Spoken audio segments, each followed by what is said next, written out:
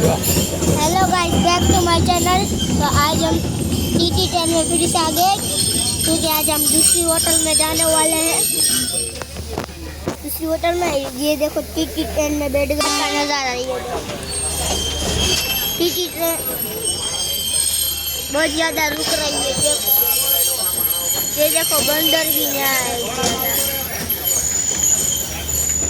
ज़्यादा बंदर। ये देखो टीटी ट्रेन, देखा बाहर का नज़ारा। और ये मेरे पापा है, और ये मेरी दीदी है, और ये मेरी मम्मी है,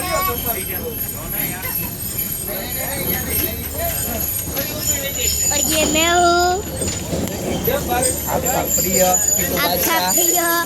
किट्टू बादशाह। तो ये देखो, जरा फिर से दिखाता हूँ। अरे तमें हम करो माना जाए फोन